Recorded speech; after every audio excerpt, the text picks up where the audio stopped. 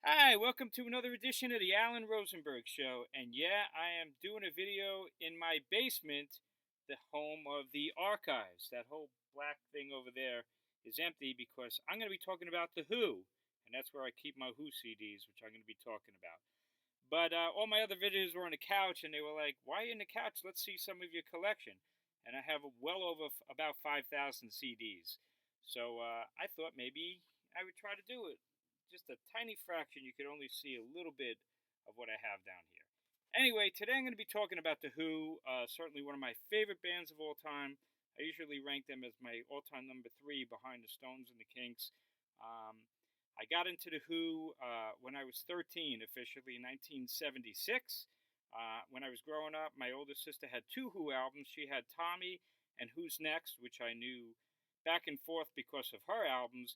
And then in 1976, I bought my first Who album, which was this one, and it was a UK import called The Story of the Who, with magnificent packaging for back in the day, double vinyl, and you may get a kick out of this. You may never have seen this album. I think it's kind of hard to find, I would imagine.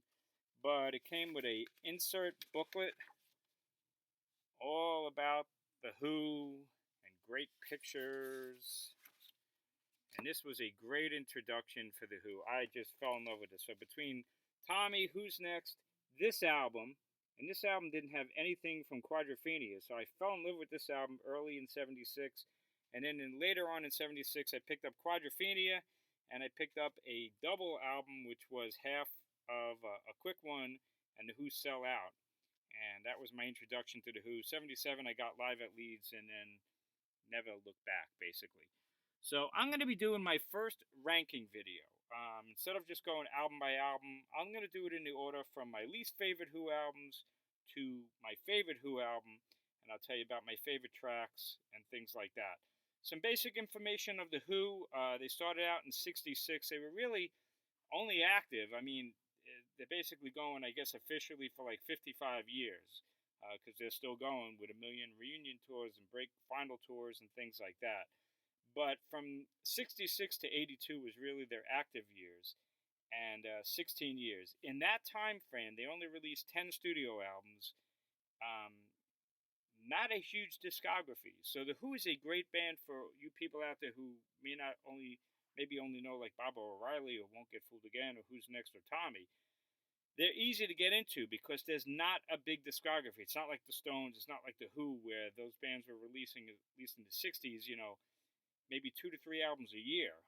The Who only released 10 albums from '66 to '82, and since '82 they've only released two other studio albums. But with that said, I have 58 Who albums because they have a gazillion compilation albums, tons of live albums, of which one album I'm going to talk about specifically, Live at Leeds, which really fits into their general discography because it's you have to have it. It's more than just a live album. But anyway, without further ado, let's start talking about The Who and I'm going to rank the albums. And I'm going to start with my least favorite, which is the album that they put out in, when did this album come out? 2006. And this is Endless Wire. So The Who in '82 released It's Hard, and they didn't release another studio album until this one in 2006. That's a 24-year period. It took 24 years, and they were still touring on and off, to release Endless Wire. And I got to tell you, in the history of music for me, I don't think I've ever been more disappointed in an album than this. It actually downright made me angry, because 24 years I'm waiting for a new Who album, and they're playing with a great drummer live, Zach Starkey, and he's not playing on this album. And I was like, you've been waiting all this time to release an album and you can't put a drummer on here that plays sort of like The Who? This album just doesn't do much of anything for me. And I've tried. There's a lot of different versions of this album. This one comes with a bonus DVD, but they've released this album in different variations, I guess, to try to pick up the sales. Doesn't really work. What do I like on this album? Not much. There is a song called "A Man in a Purple Dress," which is a really intense song where Pete talks about priests and the Catholic Church judging Pete Townsend when he went through his legal internet problem from around that before that time. It's a really powerful song. Another song on here is called Tea and Theater that they like to perform live at the end of a show. But overall, such a disappointing record. And if I had any suggestion, not that Townsend needs to listen to anybody, but would be to re-record this album with a real drummer like Zach Sarkey, and maybe it would make it better. The mini opera on here, Wire and Glass, which is just a collection of a couple like 2-minute tracks, a minute, less than 2 minutes in some cases. I don't know, just doesn't really do much of anything for me. So a huge disappointment for me. Next, my second least favorite Who album is probably the most recent one, called Who. Now, I like this album, I really do, and I like it so much I had to buy it twice. But overall, I don't think it's going to have huge legs for me. I don't foresee it the kind of album that I'm just going to keep going back and forth to. There's a couple different variations of it. This was the original variation I bought. And sorry for the glare, but I'm in the basement. But, yeah, this is really not working, is it? But this album, this version had 3 bonus tracks on it, which were all sung by Townsend. And I love Townsend's voice. So I actually like the version which has 3 bonus tracks, and This Gun Will Misfire and Got Nothing to Prove is 2 of my more favorite songs from this album, and those are the bonus tracks. In fact, Got Nothing to Prove I really like because it sounds to me like an outtake from the Who Sell Out or something. It sounds really old, and it's a good track. It's not a bad album. It's a good album. It's light years better, I think, than Endless Wire, but at the same time, it just doesn't have too many songs that are like great. I mean, Detour is good. There's a song called Beads on One String, which I really, really like. That's a really good track. And Break the News is good. That's one of the stronger tracks, and it's the only song on it that Townsend didn't actually write. His brother, Simon Townsend, wrote that song. Here's another version of it, because he re-released, as the Who always re-releases their albums, and this one came with a bonus live CD, recorded live in Kingston in the UK, when they played at the Prism Club, and I was actually lucky enough to see that show. I live in Long Island, New York, but I was in London, and I got in to see that show, and that was pretty special. So it's a good record. Classic? No, but it's good. My third least favorite album was an album that came out in 1978. It's the last album that featured Keith Moon, and we're talking about Who Are You? I think the cover says a lot. Look, Keith Moon is sitting there, and it's on the chair that says "Not to be taken away," and you could hear it. This album, it just doesn't have that classic Who sound. Now, I love the Who because their albums all really do sound different, and Keith Moon is on this album, but in a lot of cases, you would barely know it. It's clear. This is obviously the last album he did before he died. You could see his drumming skills are not where they had been. And there's a lot of almost electronic stuff on here. Entwistle's got a couple of songs on here. In fact, by far the best song on this album, in my opinion, and I think one of the best songs they ever did, is a song called "Trick of the Light." And "Trick of the Light" was written by John Entwistle. It is a monster track, and is the most Who-like song on this album. Great track. People love "Who Are You," the title track. It's on the radio all the time. It's a good track. I like it. Little played out, but not a great song. Sister Disco doesn't do much for me. There's a song on here called "Music Must Change," which I really like. Kind of a jazzy kind of a track. I like that. Love's Coming Down is kind of orchestral. I even like the electronic piece called 905, which is another John Entwistle song. Just not a great Who album. I have another version of it for you vinyl fans. I got every Who album on vinyl, and then on CD, and then digitally mastered CD and Super. This is a nice version of it on red vinyl. Who Are You? And actually, Trick of the Light has a different mix, so that's kind of cool on here. But overall, for me in 1978 was a disappointing album, especially coming off not to compare, but the Stones had put out Some Girls, and the Kinks had put out Sleepwalker the previous year, and Misfits. This album, in my opinion, kind of fell a little bit flat. After Keith Moon passed away, they continued with Kenny Jones. Actually, here on the East Coast and in the United States, it didn't affect their popularity at all. Their '79 tour was huge. They played, I don't know, 5 or so nights at Madison Square Garden. I caught one of the shows there, and they were great. That initial tour with Kenny Jones, they were on fire, and the band was super popular because they did the Kids Are Alright documentary and they did Quadrophenia the movie. So, from a popularity standpoint, they were red hot. Live, they were red hot. They had released, um, they went on to release this album, I guess in 1981. This was Face Dances, the first album with Kenny Jones. And was a really big hit with the single You Better You Bet, which, at least here on New York, Long Island, still gets tremendous play, um, on the radio. And You Better You Bet is a good record, a good song. There's a couple of really good tracks on here. Don't Let Go the Code is good. The one I really like is the last track on the album, Another Tricky Day, which is a really good track. It's a different Who, but Entwistle's still in there. It's still got a thick sound, but the difference is huge between like Keith Moon, who was such a different kind of a drummer. Not to get too technical, but Keith Moon, I don't know how he did it. He was not technically a great drummer. He's always doing single rolls. He doesn't have a lot of technique as far as paradiddles, and it's not like he's a progressive rock drummer. But Keith Moon had this way of playing around the beat, and the Who have such a big sound with Entwistle doing unbelievable bass work, and Townsend, of course, an amazing rhythm guitarist and lead guitarist, although he's not a shredder. And then, of course, Keith Moon playing around the beat. He's always doing fills, but yet keeps time somehow. Really unique with these fills and hitting cymbal crashes where you wouldn't expect them. And really unique sound. Kenny Jones, on the other hand, on Face Dances, and the album that they did after, which is kind of like to me a sister album. It's hard. They're both kind of equally where they at, in my opinion.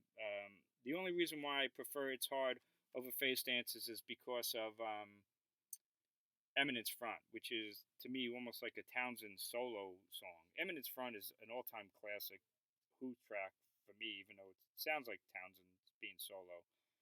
But what a great track that is, and that's on It's Hard.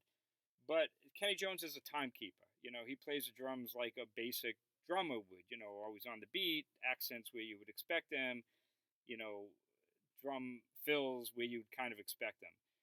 It's fine, It's Hard and Face Dances are good records. They're not great records, but they're good records. Entwistle has got some good tracks on here. Like It's Hard has Dangerous, which is a really good track. And if you get the bonus disc, the remastered one, they have bonus live tracks on here. It's fine. I still listen to Face Dances and It's Hard occasionally, and I don't mind Kenny Jones, but 2 albums was enough, really.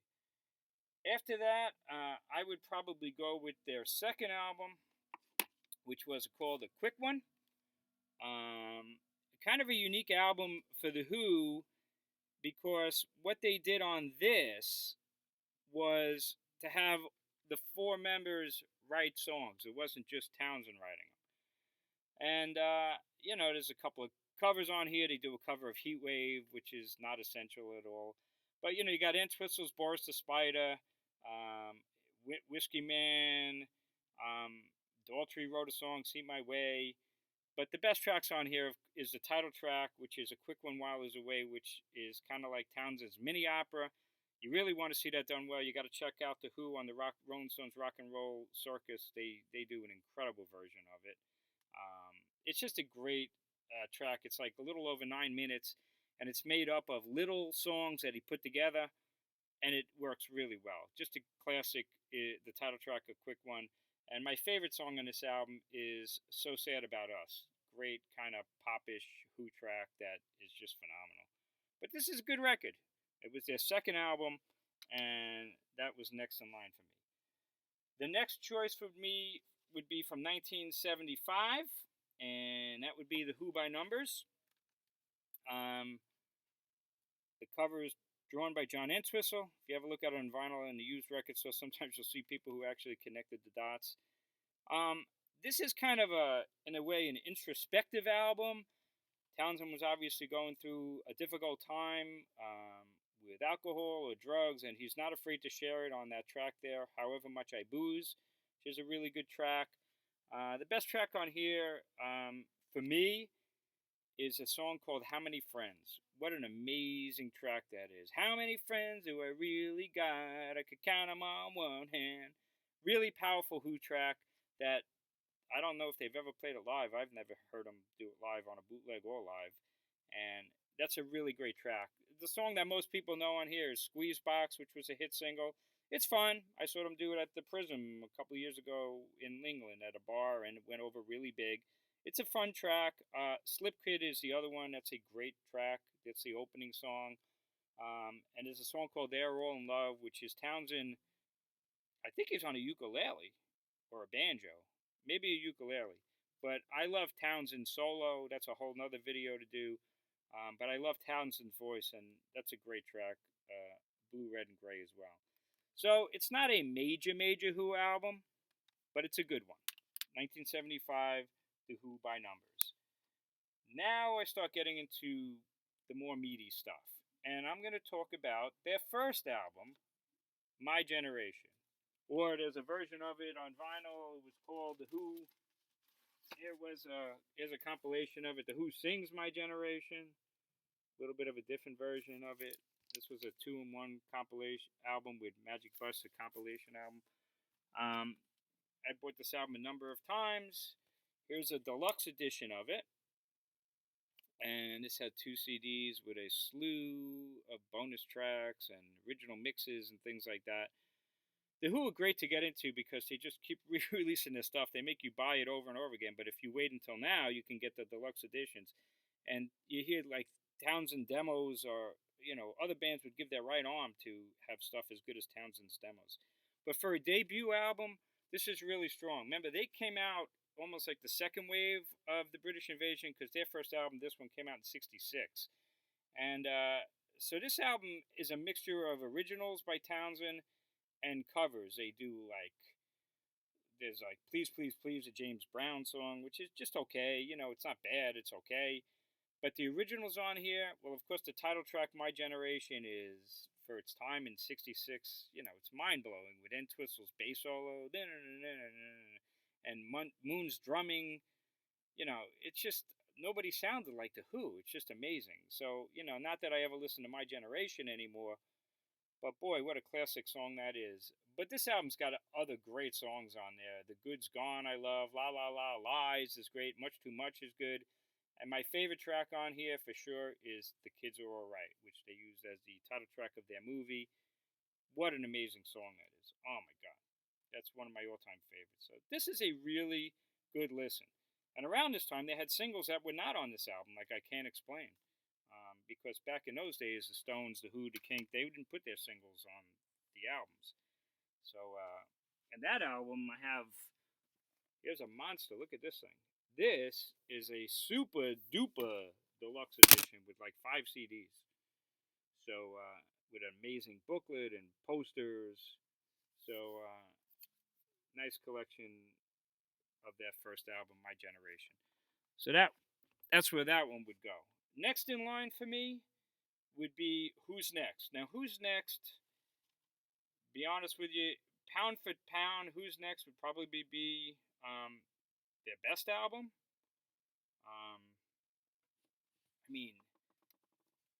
Here's a deluxe edition of Who's Next.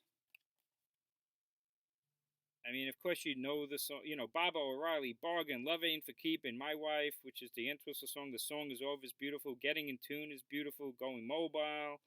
Behind Blue Eyes, Won't Get Fooled Again. Oh my God. The whole album is basically hit songs, classic songs.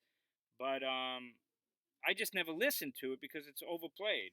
Just like I never want to hear Satisfaction from the Stones and they're my favorite band. I don't really need to hear Baba O'Reilly and Won't Get Fooled Again. And I just never really listened to this album anymore.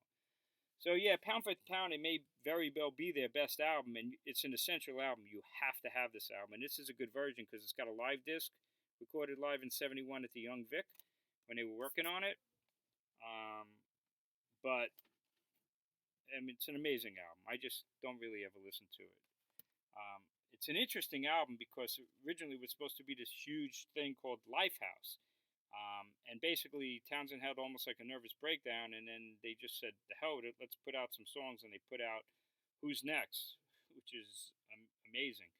But if you're into Townsend, they did put out Lifehouse Elements, and you'll see a lot of the songs that are on Who's Next were supposed to be in this huge production called Lifehouse, which basically was about the internet, except way before the internet was even a thought in anybody's mind. I mean, talk about genius. Townsend is like unbelievable how, now you do Lifehouse and it's like, oh, he's talking about the internet, except this was like 1970. So, I don't know. The guy is truly, he's just a genius. But that's the story of Who's Next. Next in line to me would be Tommy. Tommy, here's a original CD of it, and it fits on one CD. Sorry that you can't see. I guess this is not working out in my basement, but Tommy is just unbelievable. I prefer this one. This is a deluxe edition of Tommy, and it's an SACD, and I have SACD, so I could listen to it in 5.1, and it's got outtakes and demos. Tommy is just unbelievable. Again, you talk about, people use the word genius, and to me, Townsend is really a genius. I mean, this is truly a rock opera. It really, really is. And people talk about the Kinks with Arthur and the Pretty Things having rock operas. Listen, they may have done like concept albums. This is a rock opera. In fact, there's so many versions of Tommy out there and so many live versions of Tommy.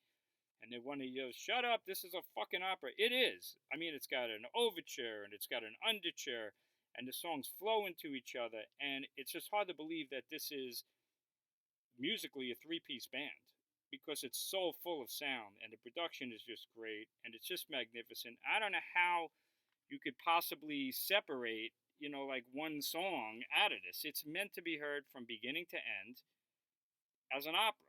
And it just is a perfect listen. Can you listen to Pinball Wizard? Yeah, I mean, it's an amazing track, and the Acid Queen is an amazing track, and there's just so many great tracks on this. But this is meant to be played in whole, and it goes fast, and this is essential listening. Kind of like Who's Next for me. I've heard it a billion times, and I never really play it that often. But when I play it, I'm like, oh my god, it's perfect. And so much so that I had to buy the Super Duper Deluxe Edition. And this is the Super Duper Deluxe Edition. I mean, with books and programs and artwork and singles and fantastic. I mean, this is work of genius. I mean, literally, work of genius. My next favorite is going to be a live album. Now, the Who have a bazillion live albums. They have a million versions of Tommy Live. But their first live album is more than a live album. It is a quintessential album, kind of like a Go Get Your Yayas Out. It's kind of like a Frampton Comes Alive. It transcends being a live album. And I'll tell you why. We're talking about Live at Leeds. Live at Leeds, now you talk about so they released Tommy, which is like huge sound. And then they do Live at Leeds, which is like almost like the invention of hard rock heavy metal. I mean, the original vinyl, here's a vinyl copy of it. And you can't really see it. But the vinyl got 6 songs on it. Side 1 of Live at Leeds is mind-blowing. It'll melt your face. I mean, the cover of Young Man Blues is unbelievable. Substitute, Summertime Blues, the Eddie Cochran song, which they just turn into... It's unbelievable. It goes into Shakin' All Over. It's a perfect album side. It is hard rock, aggressive, a band firing on all cylinders. There's no band in the world that can follow that. It's just incendiary. Side 2 is a little bit of a more difficult listen because you got a 14-minute version of My Generation that is almost like jazz improvisation. It shows the genius the musical telepathy of the Who, you could really hear on that version of My Generation how they do that. Townsend's doing his thing. Somehow Entwistle's following it, and somehow Moon is following that, and it's not overly rehearsed, and it's great. You don't really want. I don't want to. You don't want to listen to a 14-minute version of My Generation with all this noodling in between. But when you're in the mood, it's incredible. And then they finish it with like a 7.5-minute version of Magic Bus. But it's an all-time great album, live album, and it's essential because it's another aspect of the Who as this hard rockin', blistering band. Now there's a lot of versions of Live at Leeds. Then they released a deluxe edition on CD, which had a whole slew of bonus tracks. And this became essential to me because it starts off with an Entwistle song that's a really hard to find track called Heaven and Hell, which turns out to be a great opener. Into I Can't Explain, none of this is on the original. Then they do Fortune Teller, which is not such a good version if you compare it to the Stones. Then they do Tattoo, which is from Sellout, which I love, and that's so cool live. And Happy Jack is on this. A Quick One While He's Away is a great live version. And then the other stuff that's on the original album. This is a case where the album is actually better because of the additional tracks. But then that's not enough. They got to release it again. So then they release another deluxe edition. And it's got everything that was on that first disc, deluxe. But then they throw in a whole live version of Tommy, which is great. But how many? I mean, I got so many live versions of Tommy, which is why I never listened to it. But this is a great live version of Tommy as well. You can't go wrong with any of these versions of Live at Leeds, but it's essential. So, not a studio record, but you gotta count that as part of the Who discography. All right, we're getting down to the top, and next in line for me would be their third album, which is The Who Sell Out. I love this album. I played this album to death when I got it, which back in '76, and I still play it. And this is a deluxe edition with a whole slew of demos and things like that. This is the most fun album. If you don't know about it, it's their take on pirate radio, and it's like you're listening to a radio broadcast. So they do jingles of Heinz baked beans and Odorono with deodorant and Medak, which is like acne cream. And the jingles are great. They're like great little jingle songs. But surrounding that, especially on side one, are these amazing songs. It starts off with Armenia City in the Side, which is a really cool psychedelic tune that Townsend that didn't even write, but it's great. But you got things like Marianne with the Shake Your Hand, which is this awesome. Tattoo, which we just talked about on the live album, is phenomenal. Our Love is fantastic. I Can See for Miles, which is one of Townsend's. He's disappointed that he thought it was going to be a huge hit, but it's a classic. Not one of my favorites, but it's great. There's a song called I Can't Reach You, which I just love. I can't reach you. It's phenomenal. Got to check out I Can't Reach You. Sunrise is beautiful.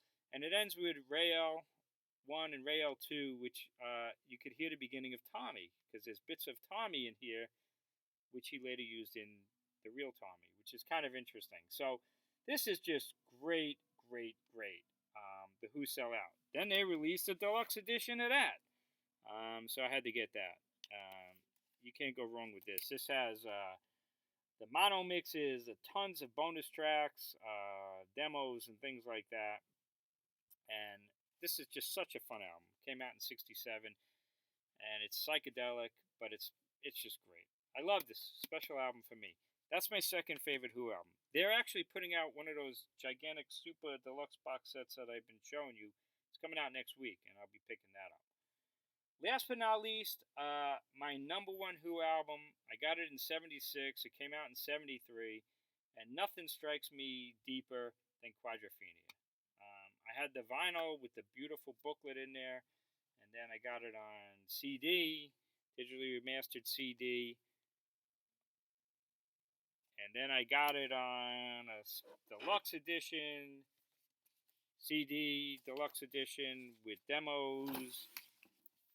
And then if that's not enough, I got this huge live version with Blu-ray and CD and DVD. But the cool thing about this is they put the album, the original album, in 5.1 on Blu-ray. So that I especially had to have. I love the movie, but the music, Quadrophenia, it just blows me away.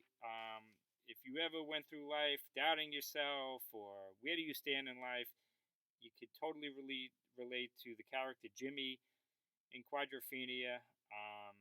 Musically, it's amazing.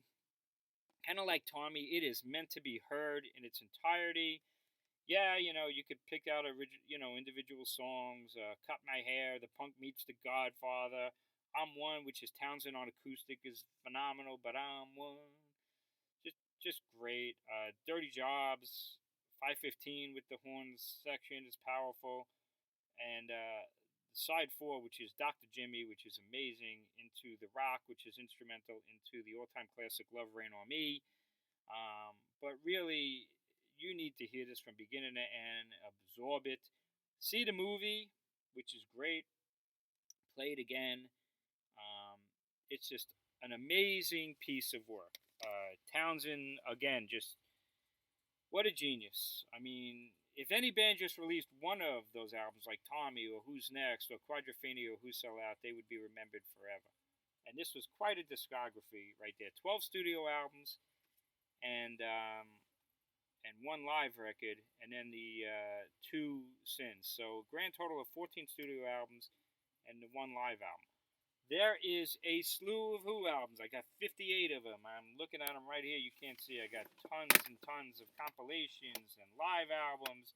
And I guess that could be a whole nother show in itself. Um, they just released classic live albums. This is a good one. The Who Live at the Fillmore in '68. Which is kind of cool because it's got I'm a Boy, which I love, and Tattoo is so much fun, and Relax, which is also from Sellout, which you never heard live anywhere else. This is essential. This is Meaty Beady Big and Bouncy, which is a collection of their 45s, because a lot of their 45s were not on the original albums, like I can't explain, but Pictures of Lily, oh my god, you have to have that. The Seeker, Anyway, Anyhow, Anywhere. Just great stuff. I'm a Boy. That's essential. There's just tons. There's BBC recordings. This is one of my all-time favorites, which here it is on vinyl. There's an album called Odds and Sods. And in a way, they kind of invented that. This is an Odds and Sods album. Things that didn't make it onto the albums. And there's great stuff on this. Then they released it on CD, remastered, with a slew of bonus tracks. I mean, this CD version has 23 songs on it, but it's got their version of Under My Thumb. They did a cover of that when the Stones were in jail, which is fun. Little Billy is great. Time is Passing. But the best track on here is Pure and Easy, which was going to be on Lifehouse, which really could have been on Who's Next. It's one of my favorite Who songs. But Too Much of Anything. Long Live Rock was a single in '79. Now I'm a Farmer. Naked Eye. Great stuff. I mean, if you like The Who or you want to get into The Who, Odds and Sods is an essential collection as well. The BBC Sessions, which is this one, there's a couple of versions of that. That's fun. Not essential. But, it's got a lot of their early tracks, covers, a lot of stuff from their first album. Leaving Here, which was a B-side. Definitely worthwhile. And the soundtrack to The Kids Are Alright is fantastic. It's got live stuff on here. That's a great documentary. You need to see that. Live stuff. Smothers Brothers stuff is on there. Live at the Isle of Wight's good live run. There's just so much stuff. You can get lost in The Who forever and bootlegs. But anyway, that's my ranking of the Who albums. I hope you enjoyed it. Sorry for the quality. I tried to do something different instead of being in my living room where people were saying, hey, I thought you had a lot of albums. Well, I thought I'd give you a little taste. I mean, a tiny little taste. I have more than one rack like this. So, anyway, thanks for tuning in. Please hit subscribe if you enjoyed this at all. Please tell your friends. I'm doing my best here, and I'm having fun, and I hope people will start tuning in and enjoy my videos and my picks so you can kind of dig deeper than a lot of people just listening to Spotify. Thanks again. Have a great night. Take care.